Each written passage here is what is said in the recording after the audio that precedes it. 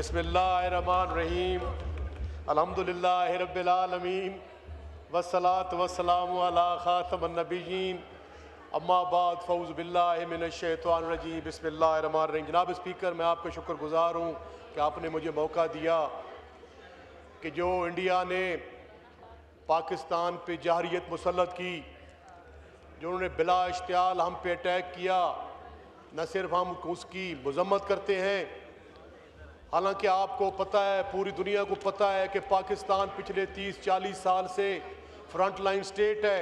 हमारे ख़िलाफ़ दहशतगर्दी हो रही है और उनके जो ताने बाने भी हैं वो इंडिया की जानिब जाते हैं।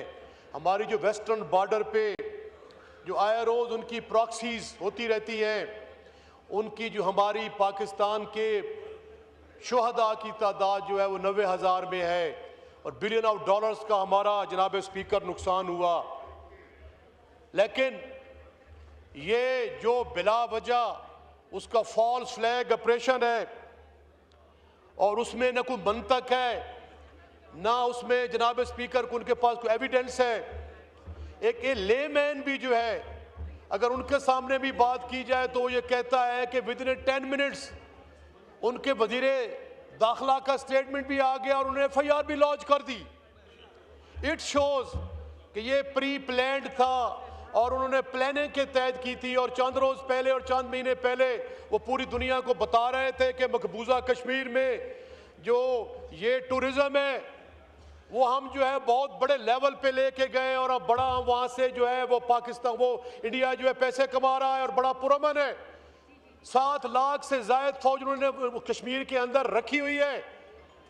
उसके बावजूद इस इंसिडेंट का होना जनाब स्पीकर, ये उनका इंटेलिजेंस फेलियर है, उनका इंटेलिजेंस फेलियर है। और हिंदुस्तान की अवाम को उनकी अफवाज पे क्वेश्चन करने चाहिए कि तुम जो है 7 लाख फौज आपने कश्मीर के अंदर रखी हुई है, लेकिन वो इंटेलिजेंस फेलियर जो है उसको कंट्रोल नहीं कर सकी। जनाब स्पीकर, जब उन्होंने पहले तो पाकिस्तान का पानी बंद किया, जनाब स्पीकर इस्लामिक हिस्ट्री में पानी यजीद ने बंद किया था। ये यजीदियत की जो ये कर रहे हैं, ये न कोई इंसानियत इनको सपोर्ट करती है, ना जनाब स्पीकर को इनको इंटरनेशनल चार्टर सपोर्ट करता है। जो इंटरनेशनल ट्रीटीज हैं, जो इंटरनेशनल लेवल पे जो गारंटर हैं, उनकी खिलाफ वर्जी कर रहा है। आपको पता है कि जनाब स्पीकर जब मकबूजा कश्मीर पे हमला किया था तो पाकिस्तान पे जो उन्होंने अटैक किया था, जो मकबूजा कश्मीर हमला किया था, वो तो UNO की जो रेजोल्यूशंस है उनको भी नहीं मान रहा सर। तो मैं समझता हूं कि जो पाकिस्तान की अफवाज ने और सबसे बढ़ के पाकिस्तान की 25 करोड़ अवाम ने जो उनको दंदान शिकन जवाब दिया है, उसको जितना भी सराहा जाए कम है। जनाब स्पीकर, मैं आपकी वसातत से एक बात करता चलूं। मैं इस हाउस की वसातत से तमाम पाकिस्तानियों को ये बता देना चाहता हूं कि पाकिस्तान हमारी रेड लाइन है। इस पाकिस्तान के लिए हमारे बच्चे कुर्बान, हमारी जायदादें कुर्बान, हमारी हर चीज कुर्बान, हमारी सियासतें कुर्बान। ये मैसेज बड़ा कैटेगोरिकल और वाज़ेह जाना चाहिए। हम न किसी के कहने पे ये बातें करते हैं, हम मुहब्बे वतन पाकिस्तानी हैं, हमारा खून भी कुर्बान है। लेकिन दूसरी तरफ अक्ल के नाखन लेने चाहिए। हम तो सर ये भी भूल गए हैं कि यार ये फॉर्म 47 के लोग हैं, इनको अवाम ने मैंडेट नहीं दिया, इन्होंने हमारा मैंडेट चोरी किया, इनके साथ अवामी ताकत नहीं है, इन्होंने हमें सीधी गोलियां मारी, हम उसको भी भूल गए। जनाब स्पीकर, हम इस चीज को भी भूल गए कि यहां से हमारे 10 ऑनरेबल MNAs को पार्लियामेंट हाउस के अंदर से गिरफ्तार किया गया। हम इसको भी भूल गए कि हमारे ऑनरेबल MNAs हाई कोर्ट की रूलिंग के मुताबिक और जेल मैनुअल के मुताबिक खान से मुलाकात करने के लिए गए और पंजाब की पुलिस ने जो उनका हाल किया, हम उसको भी भूल गए। ये अकल के नाखन लेने चाहिए। जनाब स्पीकर, यहाँ बड़े जांदीदा लोग बैठे हैं, बड़े जहांदीदा लोग बैठे हैं, ये पंजाब की हुकूमत क्या नॉनसेंस कर रही है।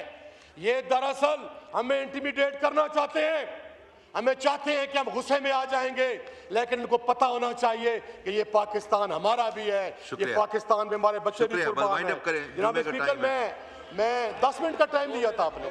मैं सर, आंख में पानी रखो, होंठों पे चिंगारी रख, आंख में पानी रख, होंठों पर चिंगारी रख, जिंदा रहना है तो तरकीबें बहुत सारी रख। शुक्रिया जनाब स्पीकर, शुक्रिया शुक्रिया। बस शेर हो गया, बस शेर हो गया ना, बस शेर के बाद थोड़ी तकरीर करते हैं। माइक खोले। मैं जनाब स्पीकर, उन्होंने हम पे अटैक किया है, उन्होंने कल पिंडी में आके गिरे हैं ड्रोन। हुकूमत को दलेरी का मुजाहरा करना चाहिए, बुज़दिली से बाहर निकलना चाहिए। ये क्या बुज़दिली है? हाँ, मैं उनको, अगर हिंदू बनिया ने हमारे पिंडी में हमला किया है तो हमें उनके दांत कटे कर देने चाहिए। शुक्रिया। इसलिए मैं जनाब स्पीकर कहना चाहता हूं कि एपीसी बुलाई जाए, एपीसी बुलाई जाए और पार्लियामेंट का जो मुश्तरका इजलास है बुलाया जाए। और इस हालात में जो पाकिस्तान तहरीक इंसाफ सबसे बड़ी पार्टी है, जनाब स्पीकर मुझे कहने दीजिए, बहुत चंद महीने पहले इंपॉर्टेंट लोगों ने सर्वे कराया है जिनके अंदर पाकिस्तान तहरीक इंसाफ और इमरान खान की पॉपुलैरिटी 94% आई है। शुक्रिया और शुक्रिया शुक्रिया। बस अब जुम्मे का टाइम है। नहीं बस अब शेर भी हो गया, शेर के बाद लंबी चौड़ी तकरीर भी हो गई। जी वाइंड अप करें प्लीज, आपको मौका दिया, आप चेयर का भी सुन लें। जी माइक खोलें। मैं जनाब स्पीकर इस मौके पे कि यहाँ जहांदीदा लोग बैठे हैं कि इस मौके पे जब पाकिस्तान हालत जंग में है तो पाकिस्तान के मकबूल लीडर इमरान खान को रिहा किया जाए, पाकिस्तान में यकौमी यकजहती का मुजाहरा किया जाए। और इंडिया के, मैं अभी सर उनकी ये नॉकिंग हो रही है, अभी जंग पता नहीं क्या, अल्लाह माफी चाहते हैं कि जंग न लगे, अगर जंग लगे तो हम उनका मुकाबला करना चाहते हैं। इमरान खान को रिहा किया।